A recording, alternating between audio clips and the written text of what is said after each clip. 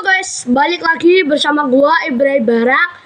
Kita akan kembali lagi menerangkan ya guys ya, yang kisi-kisi itu ya guys ya, yang tadi kita jelasin ya guys ya. Kalau ini sepulang TPQ. Oke, kita jelaskan lagi ya guys ya untuk kalian dan juga untuk saya ya. Ini khusus anak MI. Yang bab kedua, Asmaul Husna, Al-Qawiyyu dan Al-Khabir. Nah, ini singkat aja ya guys. Ya. Yang pertama, kisi-kisi pertama, bab 2, Asmaul Husna, Al-Qawiyyu dan Al-Khabir. Ya. Ini kisi-kisi yang pertama.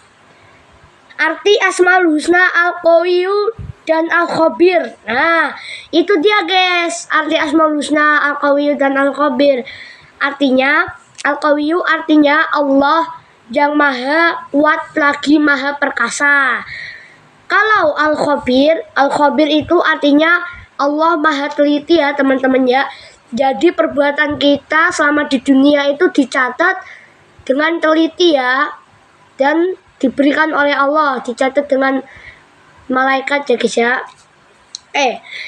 Kalau Al-Qawiyyu itu Allah itu maha kuat lagi maha perkasa ya guys ya. Oke, yang kisi-kisi selanjutnya apa? Itu bukti bahwa Allah memiliki Asmaul Husna, Al-Qawiyyu dan Al-Khabir. Buktinya Allah menciptakan alam semesta tanpa bantuan siapapun. Itu tuh pengertian itu apa ya? Allah memiliki Asmaul Husna, Al-Khabir, Al-Qawiyyu ya teman-teman ya. Buktinya itu ya teman-teman. Terus yang Al-Khabir itu malaikat mencatat setiap perbuatan kita yang kita lakukan dengan teliti ya gitu ya.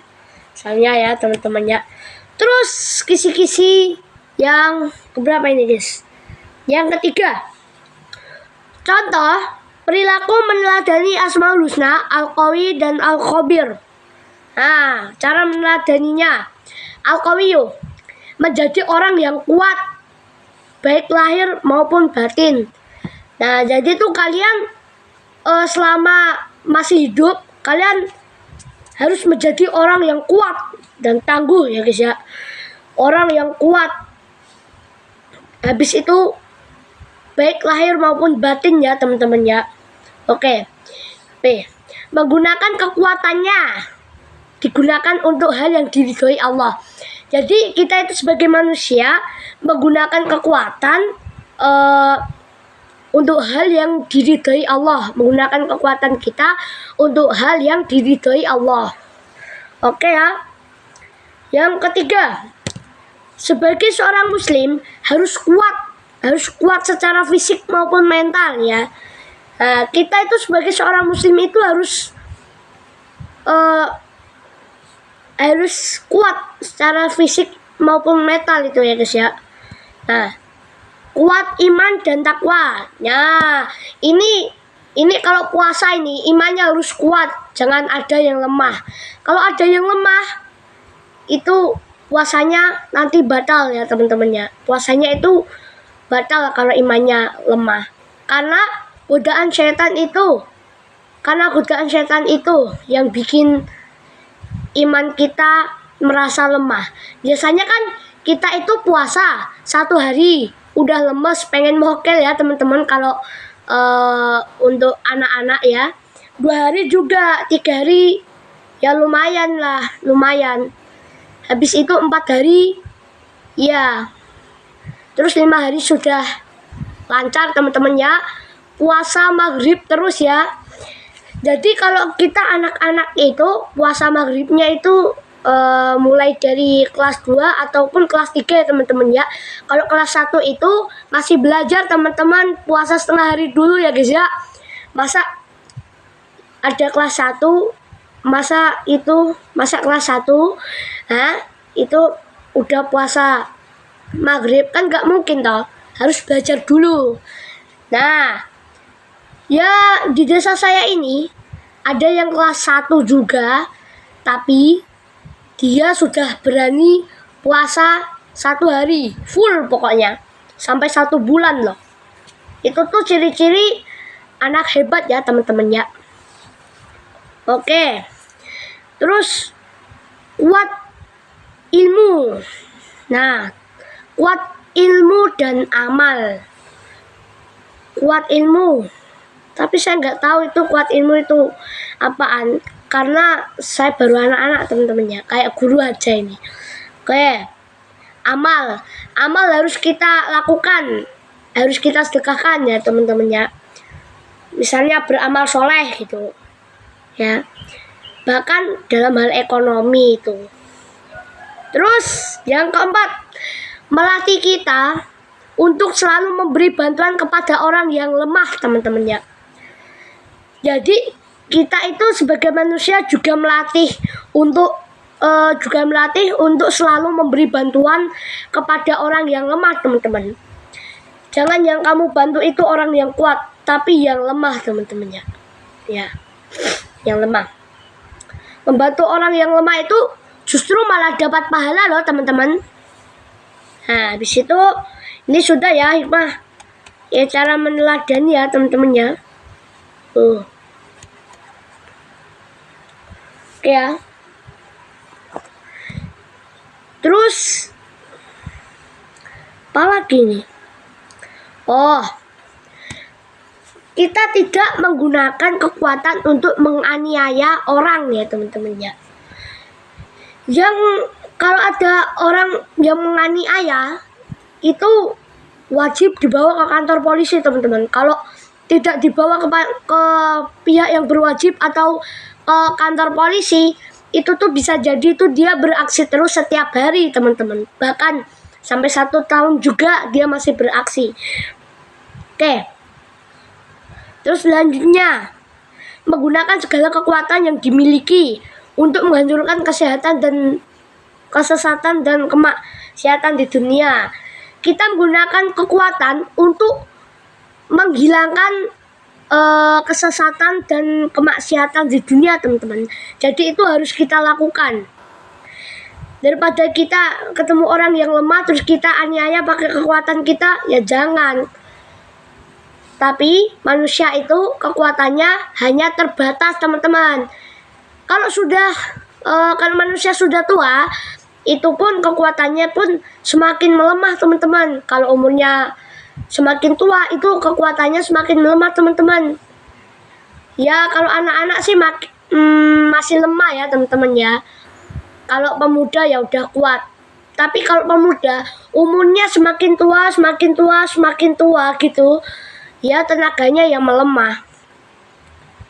Terus yang contoh perilaku meneladani Asmaul Husna Al-Khabir teman-teman. Selanjutnya itu Al-Khabir ya teman-teman ya. Oke. Cara meneladani, teliti dan cermat dalam semua hal. Nah, kalian itu harus teliti. Kalau misalnya kalian ulangan gitu, kalian sudah selesai main-main sama temannya, itu teliti dulu teman-teman. Kalau nggak diteliti, tapi nanti takut ada yang salah gitu ya. Atau bisa jadi belum misalnya pilihan ganda belum ada, misalnya kita lupa gitu ya, di pilihan ganda lupa ngilang. Harusnya ini misalnya ini B, misalnya ini jawabannya B di pilihan ganda. Kita harus teliti.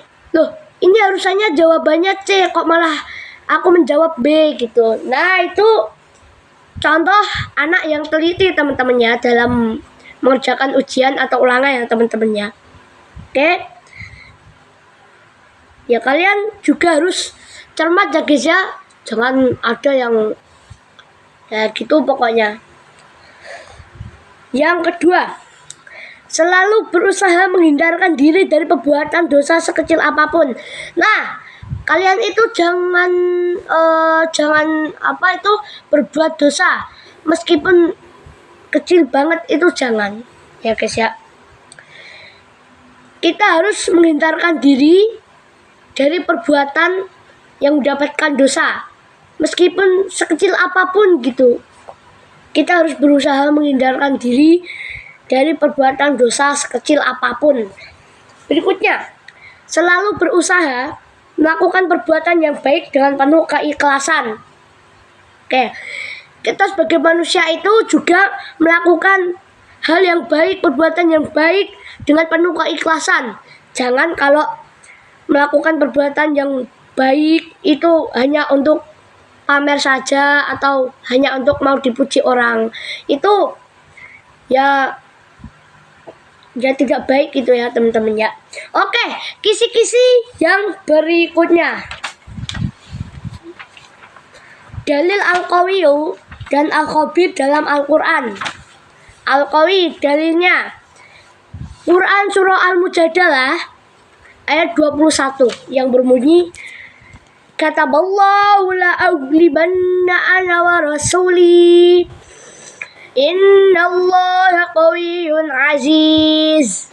Nah itu teman-teman, artinya Allah menetapkan aku dan rasul-rasulku pasti menang gitu ya. Sesungguhnya Allah maha kuat lagi maha perkasa. Oke. Terus dalil Asmaul Husna Al-Khabir. Allah itu Al-Baqarah ayat 271 yang berbunyi, Wallahu bima ta'maluna khabir. Artinya Allah maha teliti terhadap apa yang kamu kerjakan. Nah, kisi-kisi yang berikutnya teman-teman. Oke. Hikmah mempelajari Asmaul Husna Al-Qawiyyu dan Al-Khabir.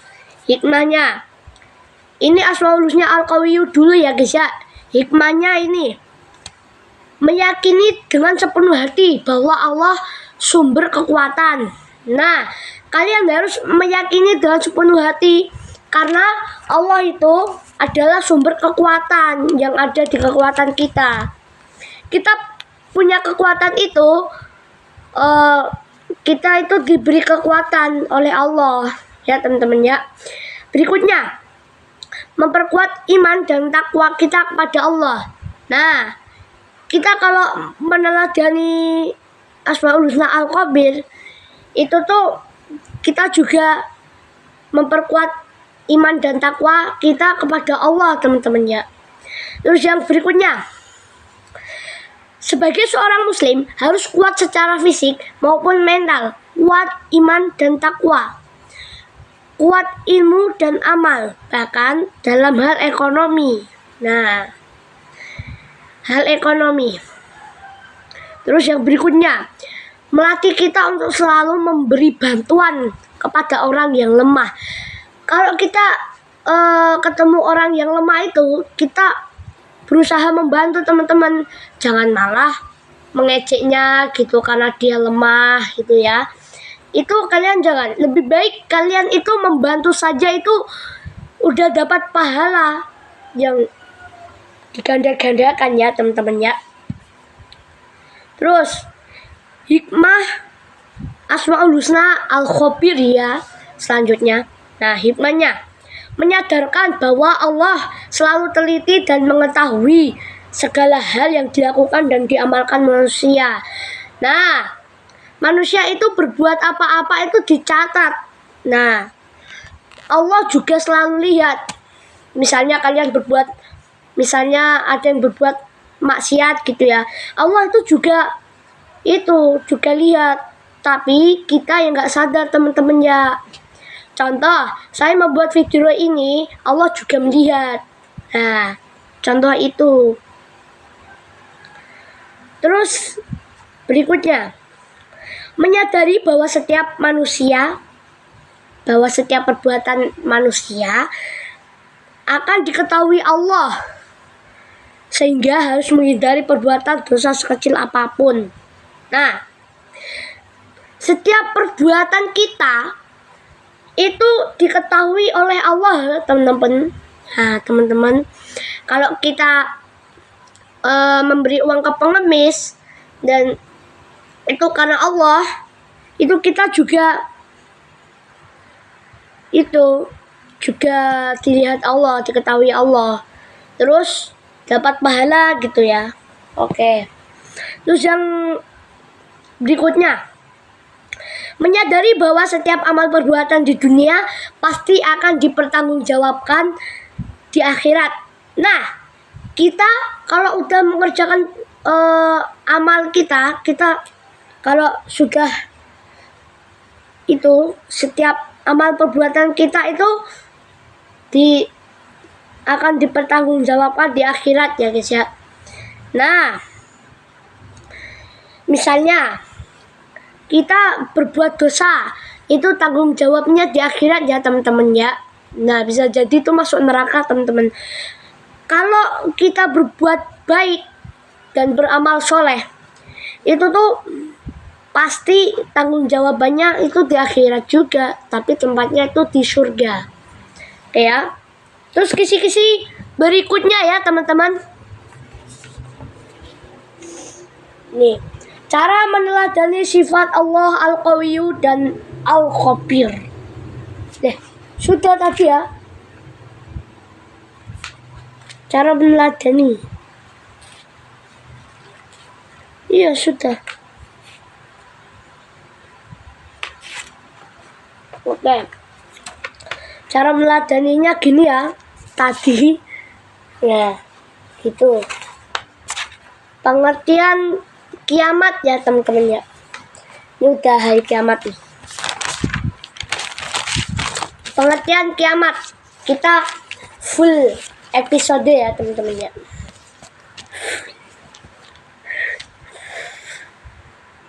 Pengertian kiamat. Iman kepada hari kiamat bukan. Hari kiamat adalah suatu peristiwa ketika seluruh alam semesta mengalami kehancuran total teman-teman. Nah, dan seluruh makhluk binasa kecuali yang dikehendaki oleh Allah Subhanahu wa taala. Nah, itu pengertian kiamat ya teman-teman ya.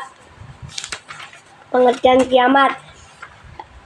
Habis itu contoh peristiwa kiamat sugro dan kubro. Kiamat sugro dan kubro.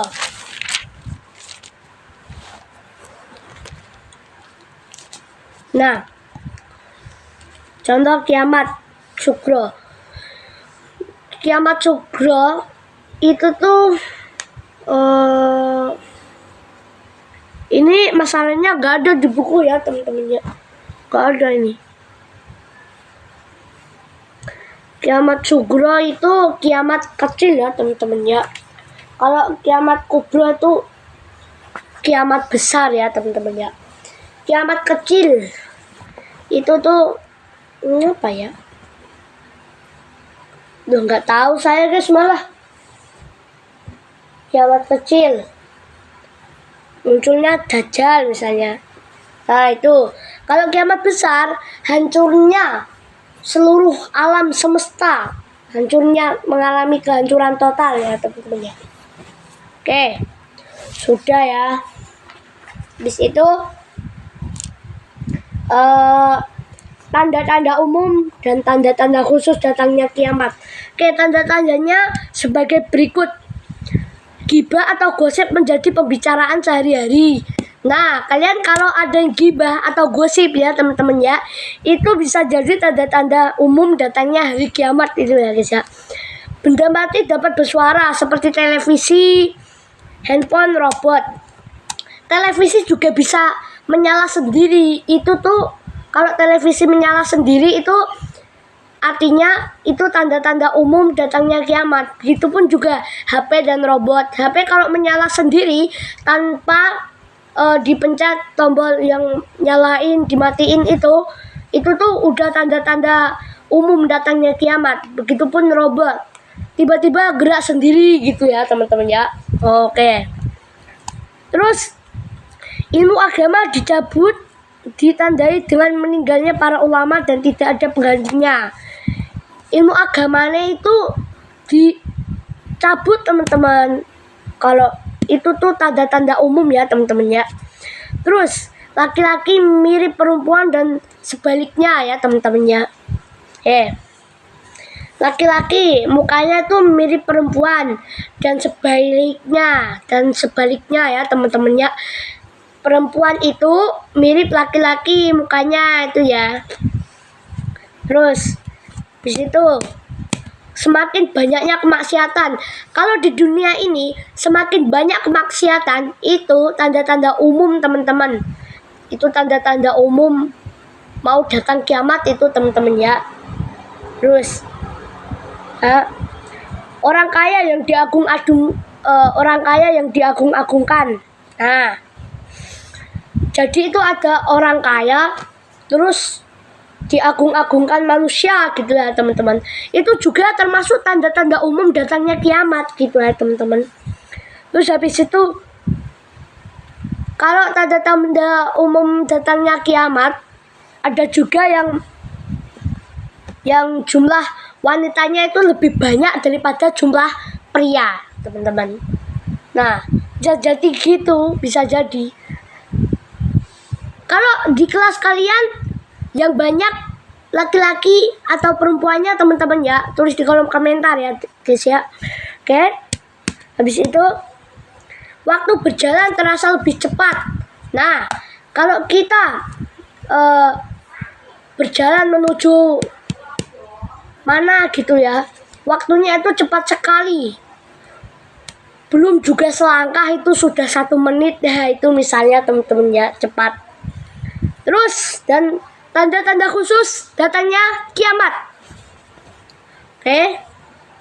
Tanda-tanda khusus. 1.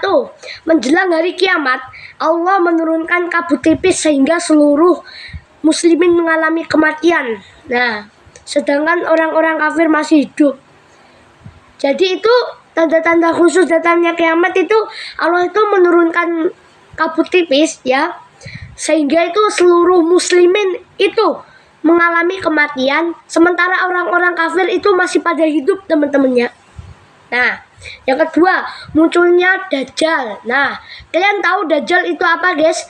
Dajjal itu pemimpin orang kafir yang matanya itu ada 1 teman-teman. Bisa gini, bisa matanya ada di tengah, ada 1 gitu. Dajjal itu ya teman-teman ya. Itu tanda-tanda khusus datangnya kiamat. Terus turunnya Imam Mahdi di bumi untuk memerangi Dajjal dan mengembalikan kejayaan umat Islam. Nah, tanda-tanda khusus itu teman-teman, Imam Mahdi turun di bumi, itu tuh udah tanda-tanda khusus datangnya kiamat loh teman-teman. Dia mau memerangi Dajjal dan mengembalikan kejayaan umat Islam. Nah, itu tanda-tanda khusus turunnya Imam Mahdi ke bumi. Terus habis itu turunnya Nabi Isa untuk menegakkan syariat Nabi Muhammad SAW. Nah, itu tanda-tanda khusus teman-teman. Jadi kalau di bumi kok ada Nabi Isa turun gitu ya teman-teman ya, itu tuh udah tanda-tanda khusus loh. Dan Nabi Isa itu turun hanya mau menegakkan apa ini? Menegakkan syariat Nabi Muhammad SAW. Terus yang kelima, keluarnya Ya'juj Ma'juj. Ya, ini kalau jimnya dipantul ya, huruf ja-nya dipantul, Ya'juj Ma'juj. Kalau nggak dipantul itu gini, Ya'juj Ma'juj gitu. Ini dipantul ini. Keluarnya Ya'juj dan Ma'juj. Nah, 2 suku bangsa yang akan membinasakan dunia. Jadi tanda-tanda khusus itu bukan sekedar yang lain ya. Ya Ya'juj Ma'juj itu juga keluar untuk membinasakan dunia tuh ya. Terus munculnya dabah atau sejenis binatang melata yang dapat berbicara dengan manusia. Kalian tahu itu apa itu dabah teman-teman? Coba tulis di kolom komentar ya teman-teman ya. Yang binatang melata yang bisa berbicara dengan manusia itu ya. Nah, terus yang ketujuh apa ini? 8 juga ini. matahari terbit dari tempat terbenamnya. Tuh. Matahari itu terbit dari tempat terbenamnya. Sedangkan kalau matahari yang sebelum tanda-tanda khusus ini, datangnya kiamat itu datangnya itu tidak dari yang mulai terbenamnya, tetapi juga datangnya dari arah sana. Misalnya datangnya dari arah sana, terbenamnya di sana gitu ya. Nah, itu masih belum tanda-tanda khusus. Ini udah tanda-tanda khusus nih. Terus yang nomor 8, terjadinya gerhana matahari di timur, di barat, dan seluruh jazirah Arab bersamaan dengan munculnya api besar dari Yaman, sehingga para produk secara besar-besaran meninggalkan negerinya menuju ke arah Syam, dan mereka mati di sana sebelum trompet kiamat hidup.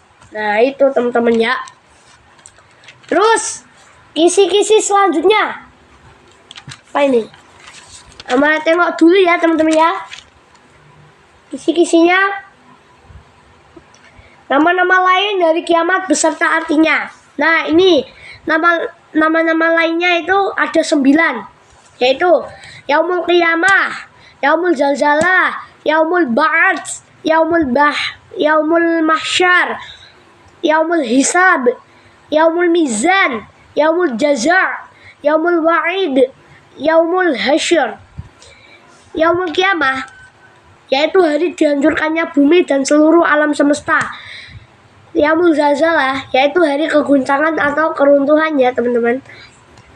Sebagai firman Allah, "Idza zulzilatil ardu zilzalaha," apabila bumi diguncangkan dengan goncangan yang dahsyat. Nah, itu teman-teman.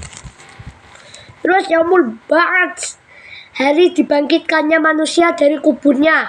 Yaumul Mahsyar yaitu hari dikumpulkannya semua manusia di padang mahsyar.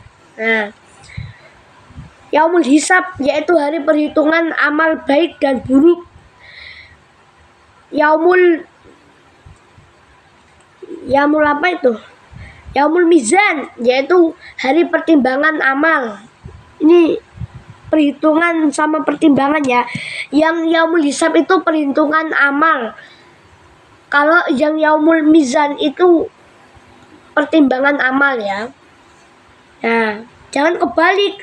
Masa Yaumul Hisab hari pertimbangan amal, Yaumul Mizan hari perhitungan amal, kan kebalikannya ya teman-teman ya. Terus Yaumul Jaza' yaitu pembalasan amal baik dan buruk. Misalnya kalau amal buruk itu pembalasannya di neraka dan disiksa, habis-habisan. Dan amal baik itu pembalasannya di surga ya teman-teman. Surga yang penuh keindahan dan ketenangan ya teman-teman. Terus apa lagi? Yaumul Wa'id yaitu terlaksanaannya ancaman. Yaumul Wa'id itu diancam ya teman-teman ya kalau di neraka. Nah, terakhir Yaumul Hasyr yaitu hari penyesalan ya teman-teman ya. Oke, kisi-kisi selanjutnya. Loh, apa ini? Hukum beriman kepada hari kiamat bagi orang mukmin ya teman-teman ya. Hukum mana? Oke. Kita cari dulu ya teman-teman ya. Kita ini belajar untuk tes untuk kalian semua juga. Apa tadi ya? Hukum beriman kepada hari kiamat bagi orang mukmin. Hukumnya beriman.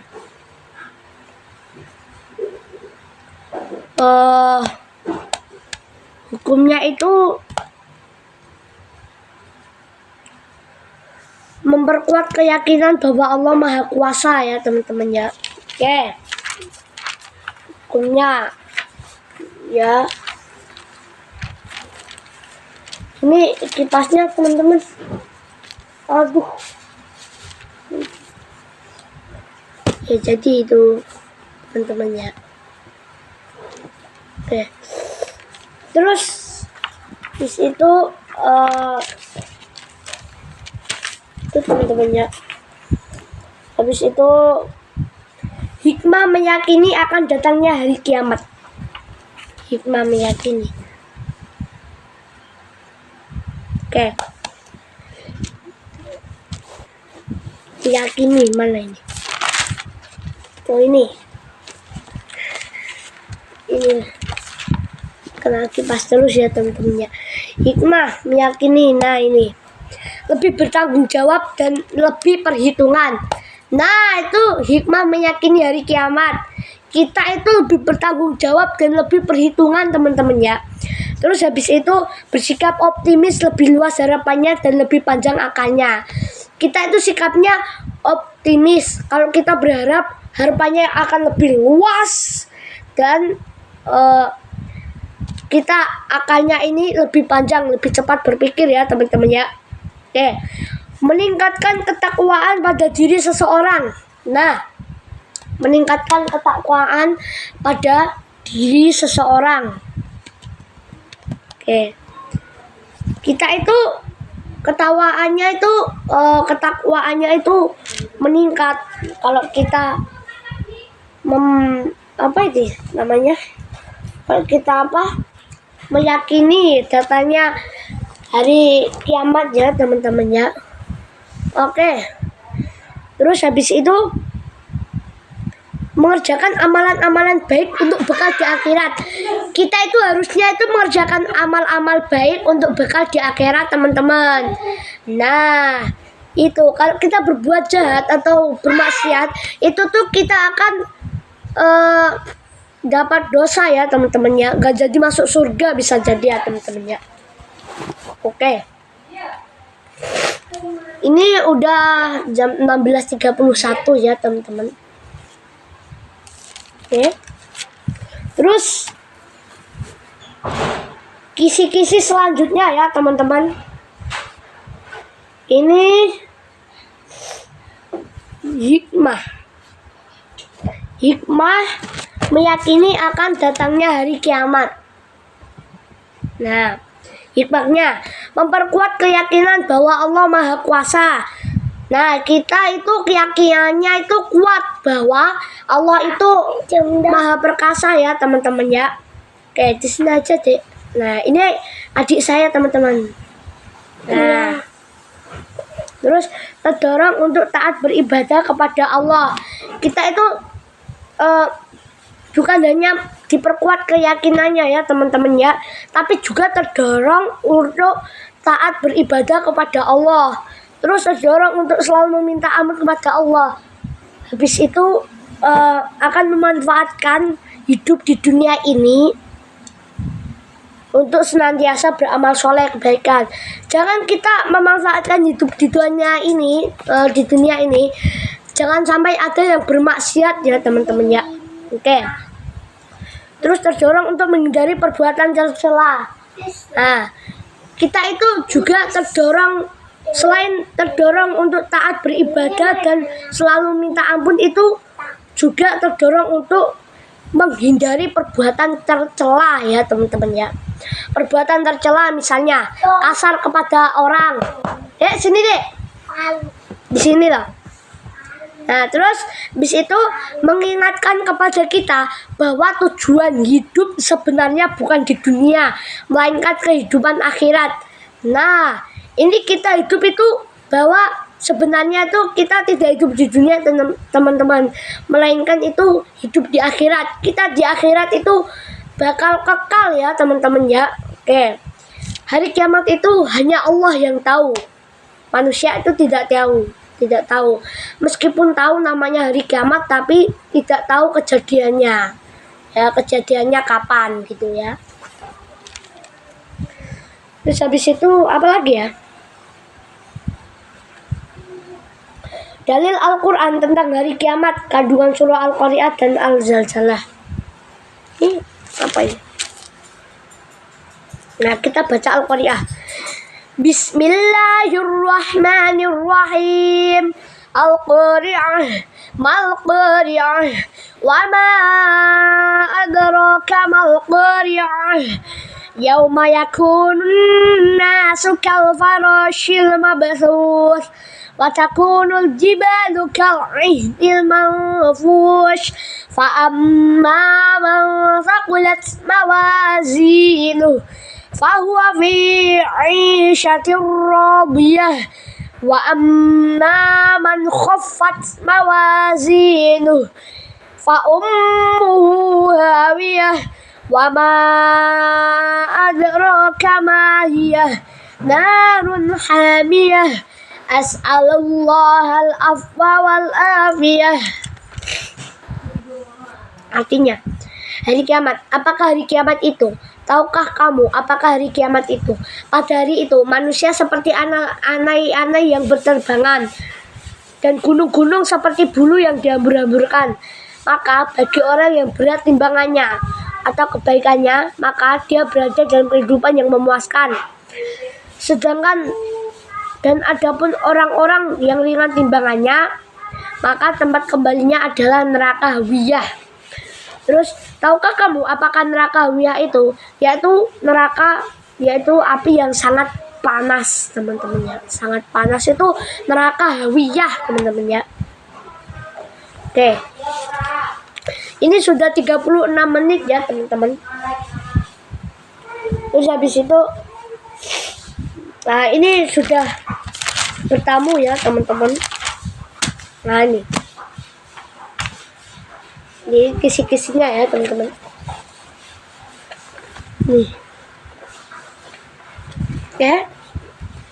Ada bertamu ya. Pengertian bertamu. Nah,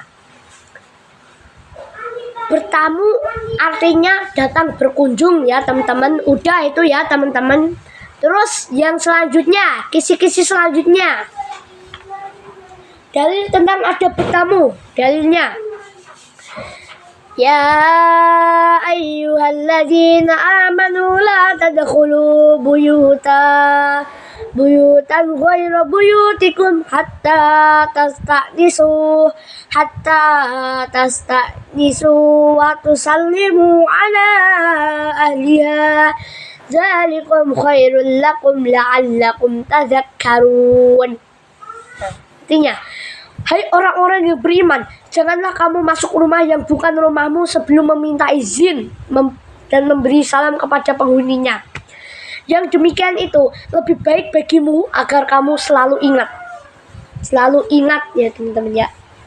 Terus, ada bertamu. Ini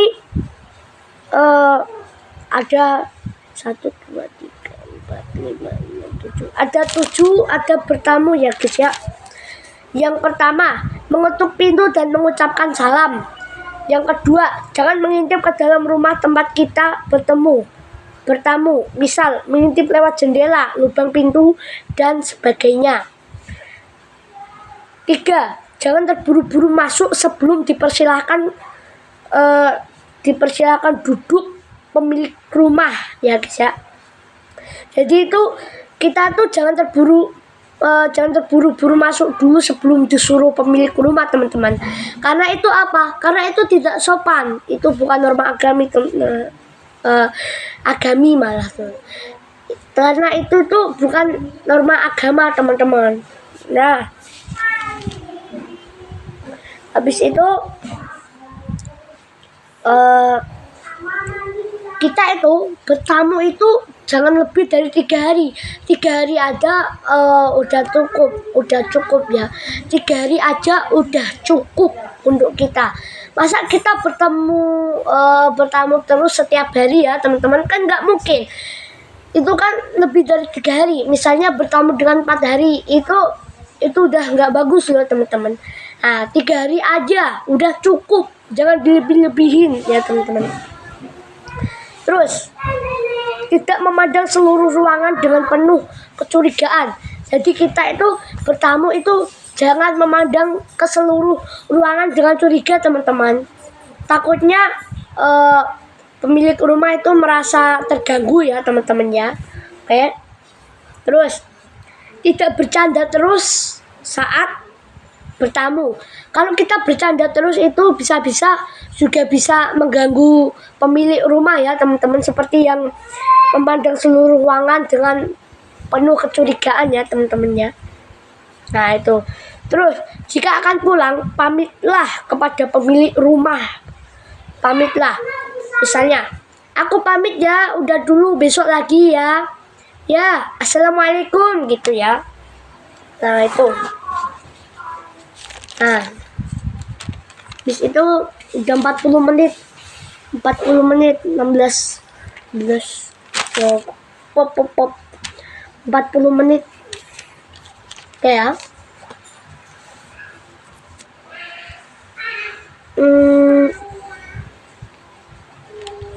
Tunggu dulu.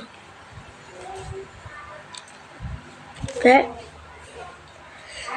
Ini mana? Waktu yang baik untuk bertamu. Waktunya.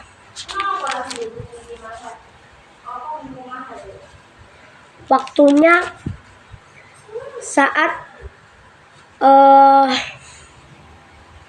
malam hari ya teman-teman, tapi bertamunya itu jangan terlalu malam, cukup jam 5 sampai jam 7 malam gitu aja ya teman-teman ya, atau 2 jam gitu, atau jam 6 setelah maghrib terus sampai isya ya 7 malam ya teman-teman ya, itu udah cukup 1 jam aja ya. Terus ada penerima tamu. Kalau menerima tamu, kalau kita itu menerima tamu itu harus kita muliakan. Yang pertama, memuliakan tamu sesuai dengan sabda Rasulullah. Wa man kana yu'minu billahi wal yaumil akhir falyukrim dhaifah. Artinya, dan siapa saja yang beriman kepada Allah dan hari akhir, hendaklah ia memuliakan tamunya. Ya.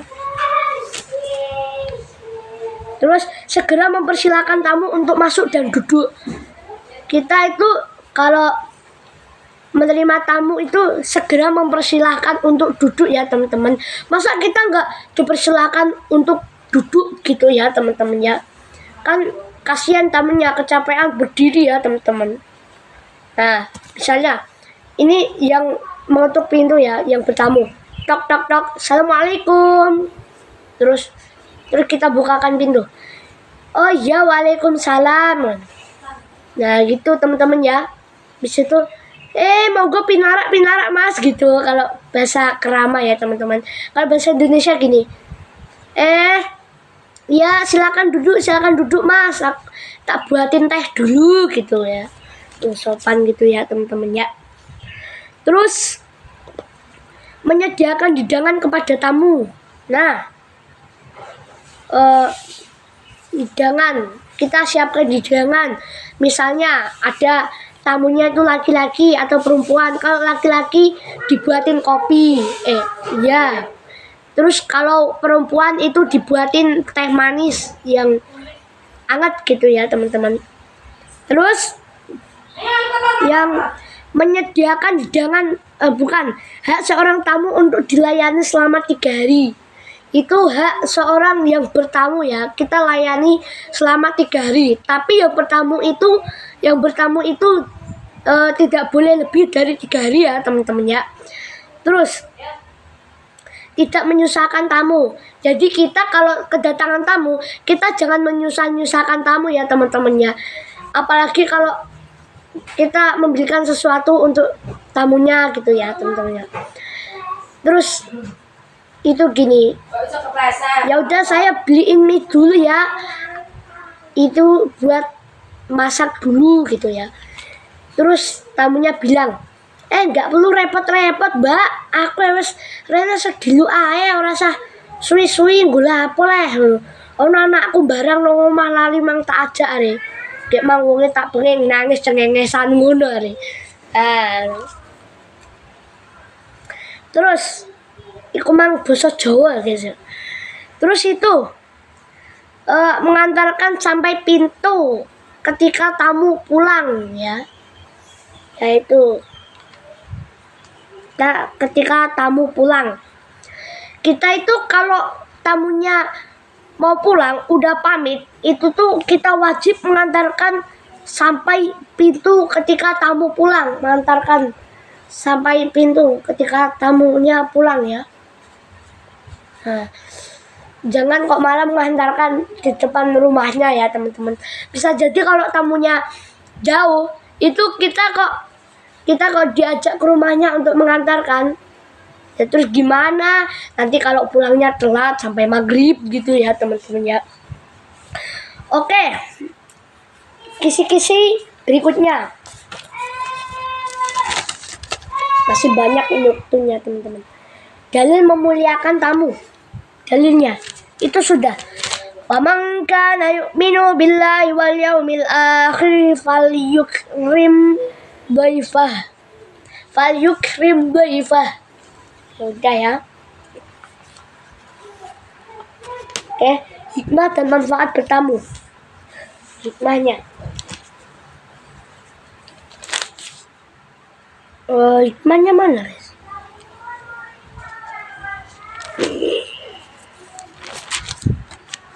Mana ini hikmah? Hikmah. Oh, ini enggak ada. Oh, ada. Hikmah bertamu.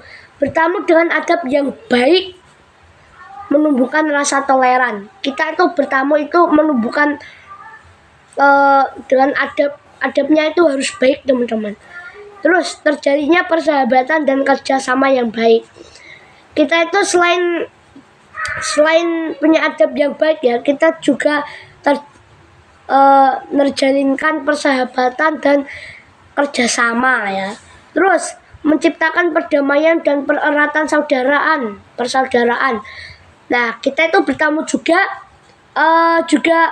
memperdamai dan mempererat persaudaraan ya teman-teman ya. Oh, lihat. Persaudaraan ya teman-teman ya. Terus habis itu sebagai sarana berdakwah dan menciptakan masyarakat yang bermartabat. Terus yang berikutnya mendapatkan rahmat dan ampunan dari Allah. Itu hikmah bertamu teman-teman. Hikmah bertamu juga mendapat rahmat dan ampunan dari Allah ya teman-teman ya. Terus dilapangkan rezeki dan dipanjangkan umur. Kita juga bertamu itu ada hikmahnya, rezekinya dipanjangkan oleh Allah dan ditambahkan umurnya ya teman-teman. Oke, habis itu sebagai sarana bersedekah, kita itu bertamu juga itu juga hikmahnya itu juga itu ya bersedekah ya teman-teman ya, juga bersedekah ya teman-teman. Habis itu bab apa lagi nih?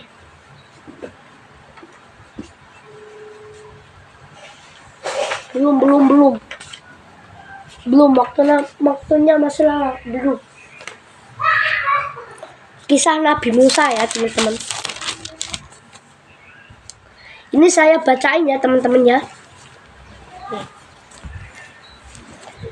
Di antara 25 nabi utusan Allah yang kita ketahui adalah Nabi Musa.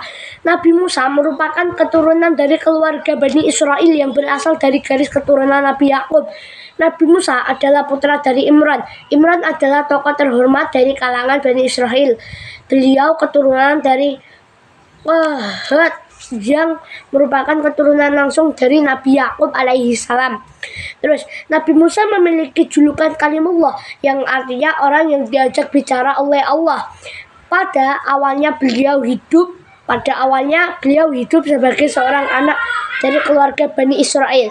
Ketika beliau dewasa, beliau mendapat wahyu dari Allah melalui api yang menyala di pohon yang dikenal dengan kisah api yang berbicara di Bukit Tur. Dalam wahyu tersebut, Allah memerintahkan Nabi Musa untuk kembali ke Mesir dan menyampaikan risalahnya kepada Raja Fir'aun. Raja Fir'aun itu raja paling kejam ya teman-teman ya. Jangan ditiru perbuatannya ya teman-teman. Yang saat itu dikenal sebagai penguasa yang sangat zalim, yang menindas kaum Bani Israel. Nabi Musa menyampaikan wahyu Allah dengan penuh keyakinan. Namun Fir'aun menolak keras ajakan tersebut dan bahkan merendahkan Nabi Musa. Fir'aun merasa dirinya adalah Tuhan dan menanggapi ajakan Nabi Musa untuk menyembah Tuhan yang Maha Esa dengan sikap sombong. Firaun pun mengancam akan membunuh Nabi Musa. Nah, Firaun pun itu pun juga mengancam Nabi Musa untuk membunuhnya ya teman-teman ya. Nabi Musa tetap teguh meskipun Firaun mengancam nyawanya, bahkan dengan memohon pertolongan kepada Allah. Nabi Musa menunjukkan mujizat-mujizat seperti tongkat yang berubah menjadi ular dan tangan yang bercahaya. Namun Firaun tetap menutup hatinya, jangan menganggap itu sebagai sihir teman-teman ya. Terus Nabi Musa tidak menyerah meskipun tantangan harus terus datang. Beliau mengajak Firaun dengan cara yang lembut dan bijaksana. Meskipun Firaun menanggapi dengan kebanggaan dan kesombongan, Nabi Musa tidak hanya menentang Firaun dalam urusan agama, tetapi juga dalam hal sosial dan kemanusiaan. Firaun menindas kaum Bani Israel, memaksa mereka menjadi budak dan menanggalkan kemerdekaan mereka. Nabi Musa kemudian mengajak kaum Bani Israel untuk keluar dari perbudakan dan kembali ke jalan Allah Subhanahu wa taala. Setelah berbagai macam cobaan, Allah menunjukkan kekuasaannya dengan mengirimkan berbagai macam azab kepada Firaun dan rakyatnya, seperti banjir, belalang, katak, darah, dan berbagai musibah lainnya. Semua itu adalah peringatan dari Allah agar mereka bertobat. Namun Firaun tetap dengan kesombongannya. Pada puncaknya, Allah memerintahkan Nabi Musa dan Bani Israel untuk keluar dari Mesir. Ketika mereka berada di tepi Laut Merah, Firaun dan pasukannya mengejar mereka. Nabi Musa dengan penuh keyakinan kepada Allah memukul laut dengan tongkatnya, dan laut tersebut terbelah, memberi jalan bagi Bani Israel untuk melintas. Namun ketika Firaun dan pasukannya mengikuti, laut itu kembali menyatu dan menenggelamkan mereka ya teman-teman. Itu azab bagi Firaun dengan kesombongannya ya teman-teman ya. Oke. Di situ masih ada ya.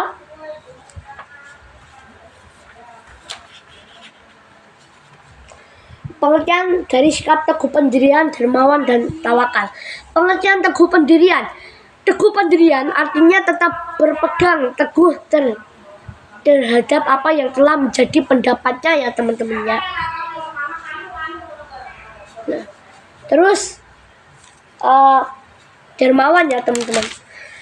Dermawan adalah memberikan sebagian harta kepada orang lain yang membutuhkan tanpa mengharap imbalan. Dengan mengharap ridho Allah ya, jangan mengharap imbalan. Terus misalnya gini, pakai bahasa Jawa ini ya teman-temannya. Alah, lu wis tak ewangi kok. Aku ora mbok kei dhuwit ta opo. Ngono. Jadi kalian itu jangan seperti itu ya teman-temannya. Terus tawakal. Pengertian tawakal. Tawakal adalah menyerahkan segala sesuatu hanya kepada Allah setelah ikhtiar atau usaha. Itu tuh tawakal teman-teman, menyerahkan segala sesuatu hanya kepada Allah setelah ikhtiar atau usaha. Oke. Terus apalagi nih?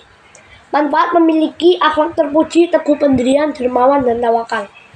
Manfaat hikmah. Manfaat ini juga tidak mudah dipengaruhi orang lain. Nah, terus tidak mudah dibujuk berbuat jahat, mudah memilih ajakan yang baik dan tegas menolak ajakan yang jahat. Percaya pada kemampuan sendiri, dapat mempengaruhi orang lain untuk berbuat baik. Ya.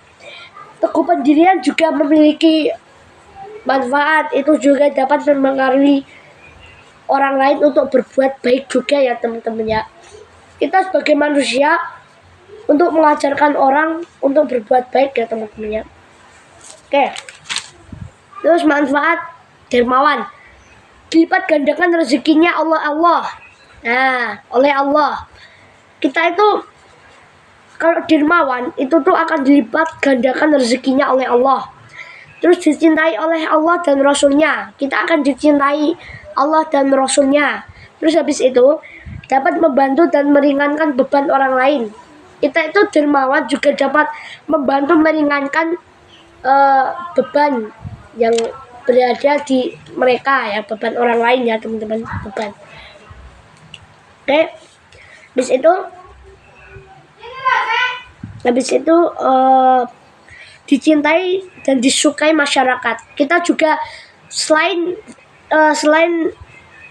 dicintai oleh Allah dan Rasulnya, kita juga dicintai masyarakat, teman-teman. Terus habis itu menghilangkan kesenjangan sosial, dijauhkan diri dari kesulitan dan mendapat kemudahannya, teman-teman ya. Oke. Terus habis itu sikap tawakal. Nah, ini manfaatnya. Oh, enggak ada sih. Mendapat ketentraman hati, mendapatkan terhindar dari rasa cemas, gelisah, dan khawatir yang berlebihan. Terus tidak mudah putus asa, sabar ketika mengalami kegagalan, syukur ketika mendapat keberhasilan, terhindar dari sifat sombong karena keberhasilan bukan semata-mata hasil pekerjaan seseorang, tetapi atas kehendak Allah Subhanahu wa Ta'ala. Nah,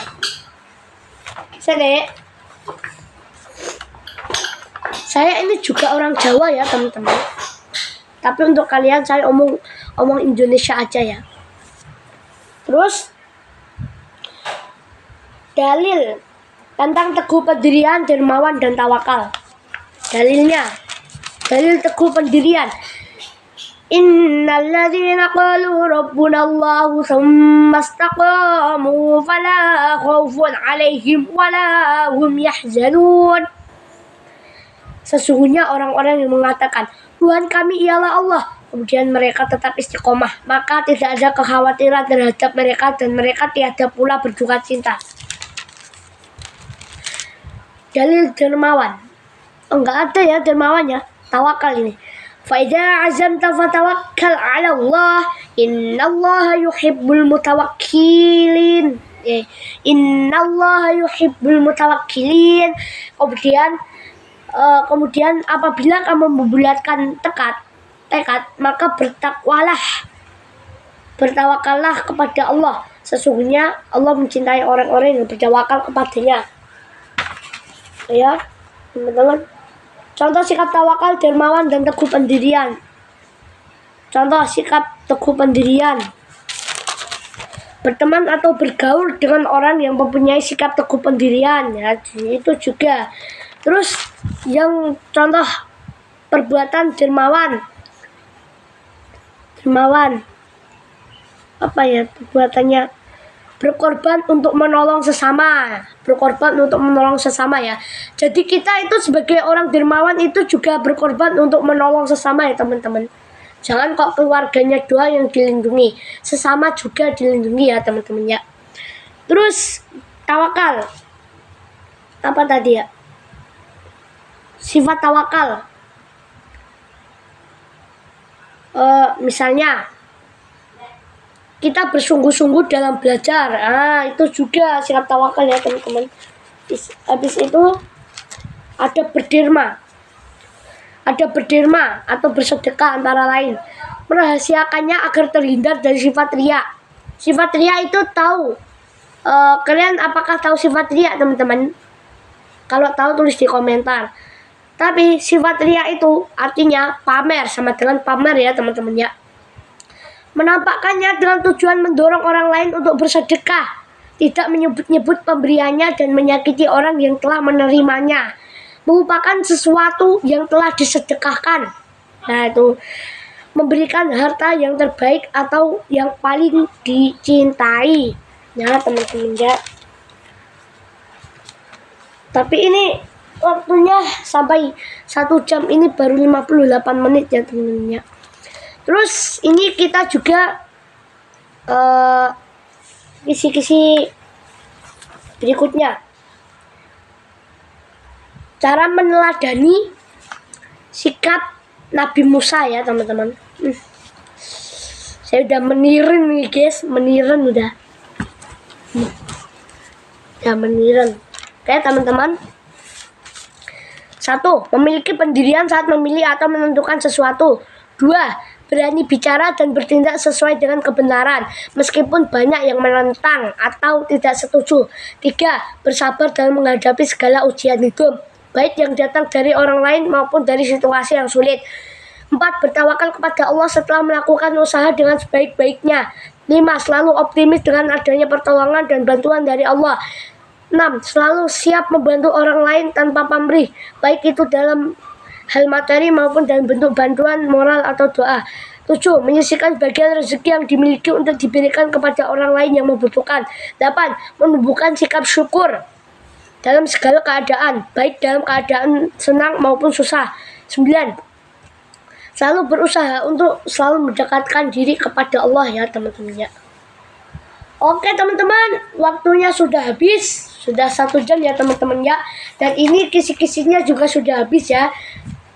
Terus kita akhiri pembelajaran kali ini videonya ya. Salam dari Ibrahim Barak. Wassalamualaikum warahmatullahi wabarakatuh. Dadah.